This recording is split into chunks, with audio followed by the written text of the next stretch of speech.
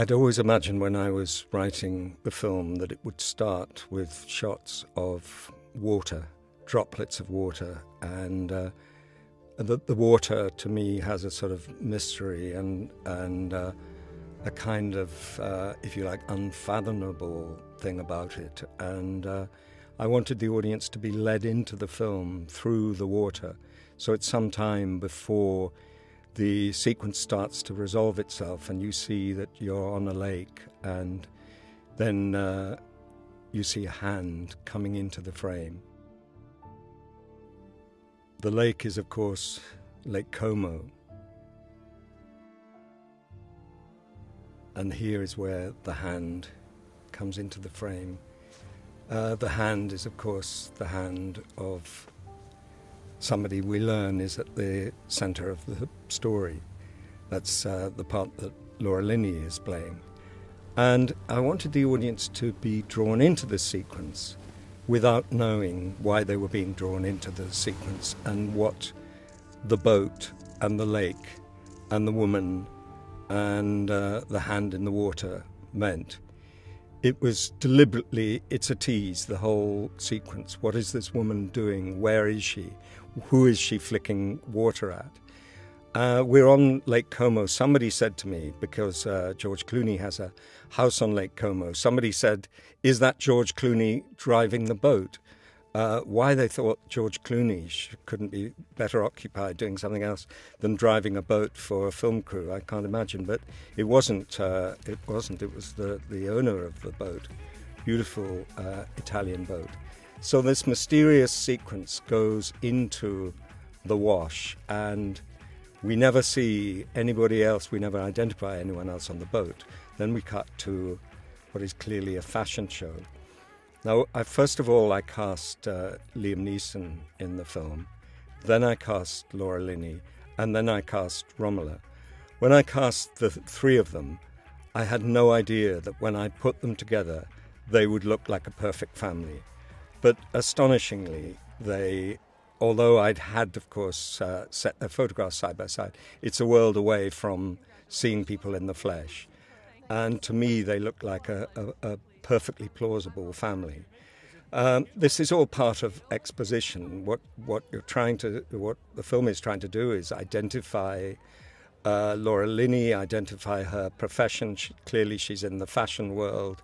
It's implying that she has to do with shoes, and it's clear that her daughter and her husband are not very taken by the fashion world. This was shot at real dawn, and we had a slight frost on the ground, even though when we were shooting it was perhaps March or April. And that's not real dawn through the window, but that's a heavily filtered window that simulates real dawn. And here again there's the technical problem, or a technical writing problem, of how to keep the story going when you've got a lot of information that is coming at you via print. And it was always a balance to try and keep as little information as possible that's actually written on the screen. And even if you didn't speak the language, hope that actually the name Ralph would be above all identified, and the word love. So love, Ralph, even for someone who doesn't know English, and we've already told the audience, and we can remind them that Ralph is the name of the person we see afterwards. So he's putting two together, two and two, and coming up with five. This was shot in Islington, the Angel. This is Liam unnoticed by a crowd. These are not extras. These are simply people who were in the street who didn't turn their heads when Liam Neeson walked past. This shop was actually not in Islington, and it was the interior of the shop is constructed in an old shop which had been a flower shop. This was shot on the first day of the shoot of the film. So eventually, the scene was reduced. It was initially a much longer scene, but during the process of editing, which is always a distillation, it was reduced and reduced and reduced. So it's bare information that is. Emma Fielding on the left, who plays the lighting here. So a lot of this is a bit of a race against time to get all the material in. But I loved this this apartment block because of that staircase and because of that entrance under the archway. This is later, actually the same day. This was shot in sequence and started off a very dull day and then brightened up mercifully. And this I wanted to be, I suppose, have a sort of echo of a spy movie. It was immensely hard, even with 2 cameras, to get all the material we needed for this sequence. But this was all shot in a matter of a few hours. We needed to very, very carefully storyboard the sequence and move with incredible rapidity. And both.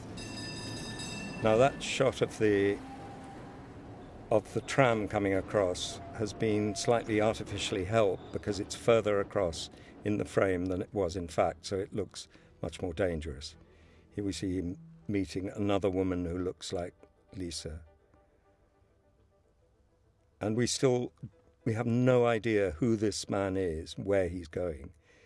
I want the audience to think he looks rather smartly dressed. Is he a banker? Is he somebody of substance?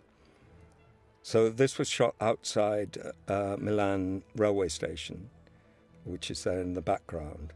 Again, this was shot, as it were, for real, no control over the crowd, and not one of the crowd turned and said, "Oh, look, Antonio Banderas being followed by Liam Neeson." They just ignored it because we were on very long lenses, a long way away. It's only when crowds see a film crew that they gather.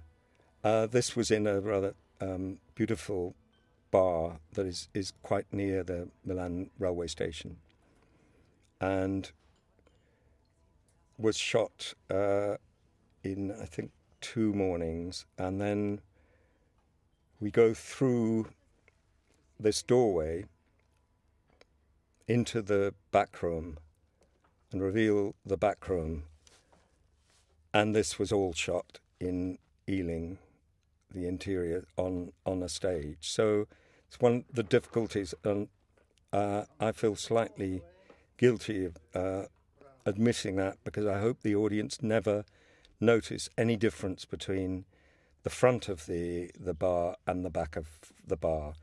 The sound is consistent and the light is consistent, but we were unable to stay long enough in Milan to have shot in the back room as well as the front room.